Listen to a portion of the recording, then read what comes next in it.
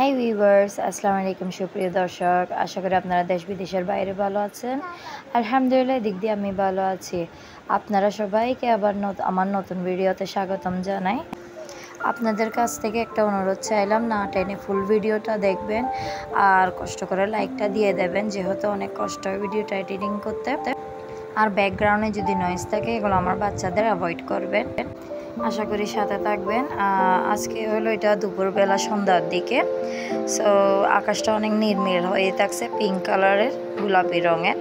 আসলে আমার camera quality এত ভালো না, মোবাইলটা তেমন ভালো না, কিন্তু সেই দিন আমার মোবাইলের ক্যামেরা মানে অনেক সুন্দর ভিউটা আসছিল, তো ভাবলাম ভিডিওটা করে নিই। আসলে লাগছিল আকাশটা অনেক আনন্দময় আছিল, মানে অনেক আনন্দময়। তো ভাবলাম আপনাদের সঙ্গে শেয়ার করি ভিডিওতে, আমার অনেকই সুন্দর লাগলো। তারপরে এদিক দিয়ে দেখেন এদিক দিয়ে আমার মেয়েরা আছে, ওদের জন্য যদি জুস, চিপস, চকলেট এই ধরনের মানে আনহেলদি আনহাইজেনিক খাবারগুলো আনলে অনেক খুশি হয়। বাচ্চারা তো এরকমই। তো ওর বাবা ওদের জন্য 3টা জুসের কেস আনছে, তো ওগুলো নিয়ে আনন্দ করছিল। তো আমি ভাবলাম এটাও একটা শেয়ার করে দিই, যেহেতু ইনশাল্লাহ সামনের দিকে একটা সুখবর নিয়ে আসবে, বিশেষ করে যারা ওমেন্স বাড়ির বউরা আছে বা ঘরের বউরা, ওদের জন্য মানে ওদেরকে নিজের জন্য যাতে একটা সময় বের করতে পারে। DXN এটা একটা সাইট, মানে একটা মানে বিজনেস প্ল্যাটফর্ম, বিশেষ করে ওমেনদের জন্য অনেকই মানে ভালো। একটু মানে ধৈর্যশীল নিয়ে একটু কষ্ট করতে হয়, আলহামদুলিল্লাহ ইনশাল্লাহ তারপরে দিয়ে সাকসেস পাবেন। তবে এখন নাই বলি, ইনশাল্লাহ সামনের ভিডিওতে নিয়ে আসবো আমি, ভালো করে যাতে বোঝাতে পারি। থাক, এটা হলো মূল কথাতে চলে আসি। এটা হলো তরমুজের জুস। দুপুরবেলা আমি সমস্ত কাজ সেরে, রান্না বান্না বা সকাল থেকে নাস্তার সবগুলো সেরে দুপুরবেলা মানে আমার শ্বশুরের জন্য এটা বানাতে হয়। এখান থেকে আমি একটু আমার মেয়ের জন্য নিলাম, যেহেতু আমার বড় মেয়ে একটু মানে আনহেলদি বা ওর দুর্বল লাগে, স্কুল থেকে এসেও অনেক ক্লান্ত হয়ে যায়। ভাবলাম ওকে দিয়ে অনেক ভালো রক্ত পরিষ্কার হয়, অনেক জিনিসের জন্য ভালো এই তরমুজের রসটি, কিন্তু ওর পছন্দ না, যেহেতু হেলদি জিনিস এত পছন্দ হয় না, ও না পারতে মানে ভালো লাগছে বলতেছে। তো সবসময় মানে একটা জিনিস আমি খেয়াল করলাম, যেগুলো মানে অনেক হেলদি বা অনেক প্রচুর পরিমাণে ভালো জিনিস শরীরের জন্য বা নিজের জন্য, এগুলো অবশ্যই মানে সুস্বাদু হয় না। যেগুলো মানে আনহেলদি খাবার, এগুলোই সুস্বাদু হয়। যেমন ধরুন চকলেট বা বাইরের জুস, এগুলো এনে দিতেন অনেক মানে আনন্দ করে মানে খেত।